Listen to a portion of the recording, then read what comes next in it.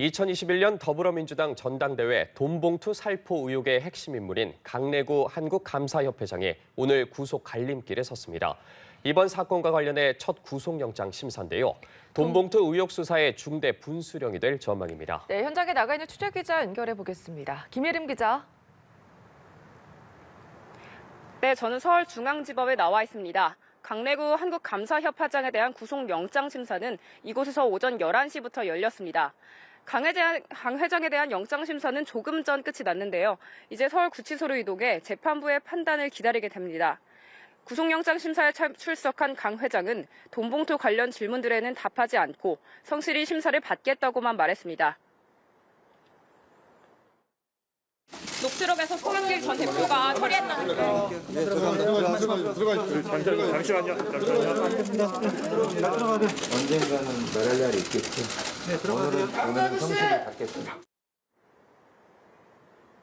그제 검찰은 강 회장에 대해 정당법 위반과 뇌물수수 혐의로 구속영장을 청구했습니다. 이정근 전 민주당 사무부총장 녹취 파일을 비롯해 충분한 증거를 확인했고 증거인멸 우려 등으로 구속이 필요하다는 판단입니다. 검찰은 강 회장이 돈봉투로 전달된 9,400만 원 가운데 8천만 원을 지인을 통해 조달했다고 보고 있습니다. 특히 이 중 6천만 원이 윤관석 의원을 통해 민주당 의원들에게 건네진 것으로 파악하고 있습니다. 압수수색 때 포함됐던 정치자금법 위반 혐의는 수수 과정 등에 대한 보완 수사가 필요하다고 판단해 이번 영장에서는 빠졌습니다.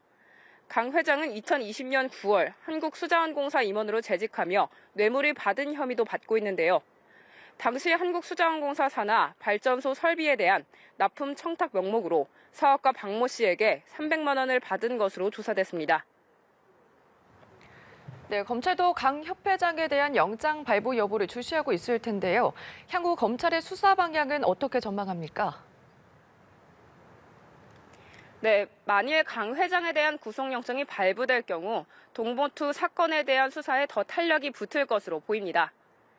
검찰은 이른바 스폰서 김모 씨를 비롯해 강 회장에게 돈봉투 자금을 마련해 준 것으로 의심되는 지인들도 살펴보고 있습니다. 지난 12일 검찰은 김 씨의 주거지와 사무실 등을 압수수색해 휴대전화 등을 확보한 것으로 파악됐습니다. 말씀해 주신 대로 향후 수사의 관건은 돈봉투를 누가 받았는지를 규명하는 일일 텐데요. 검찰은 돈봉투를 받은 것으로 의심되는 사람들에 대해 공여자 조사 등을 통해 실제 수수 여부를 특정해 나갈 방침입니다. 지금까지 서울중앙지법에서 전해드렸습니다.